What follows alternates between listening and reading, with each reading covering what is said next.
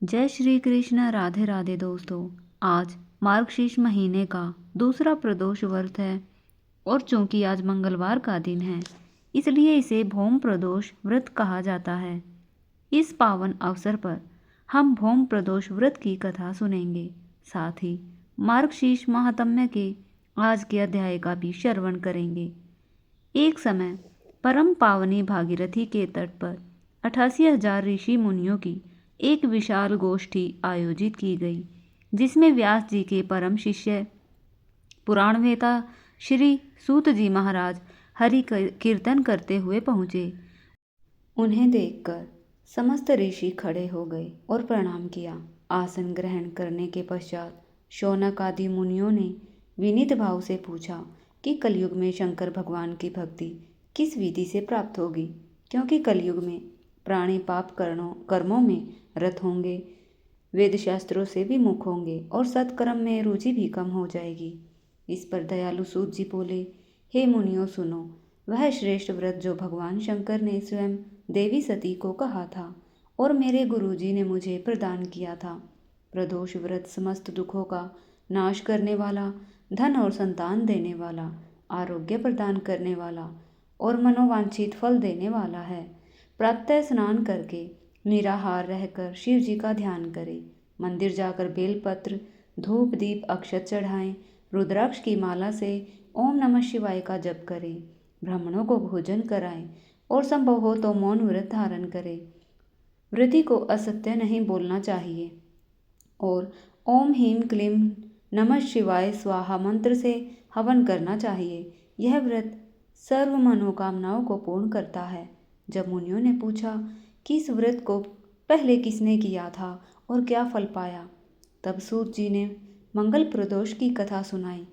बहुत समय पहले एक नगर में एक बुढ़िया माई रहती थी। उसका एक पुत्र था जिसका नाम था मंगलिया। वृद्धा को हनुमान जी पर बड़ी आस्था थी।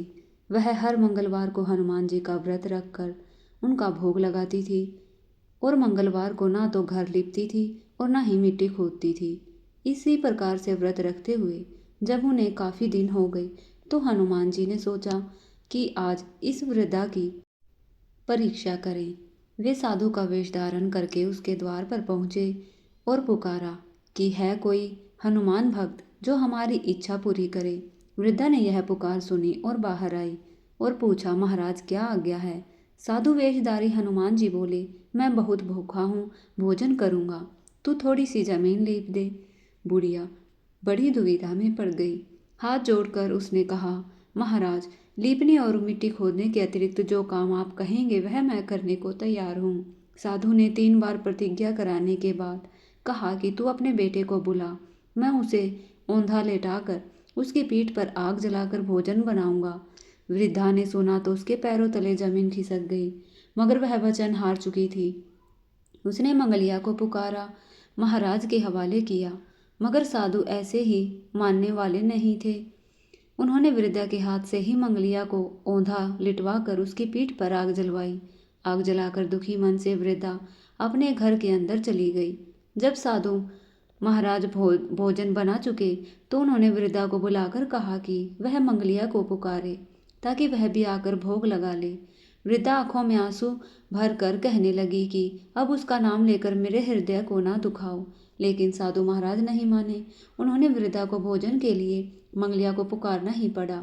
पुकारने की ही देर थी कि मंगलिया बाहर से हंसता हुआ घर में दौड़ा। मंगलिया को जीता जागता देखकर वृद्धा को आश्चर्य हुआ। वह साधु महाराज के चरणों में गिर पड़ी।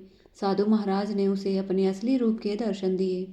हनुमान जी को अपने आंगन में देखकर वृद्धा को लगा कि उसका जीवन सफल हो गया है।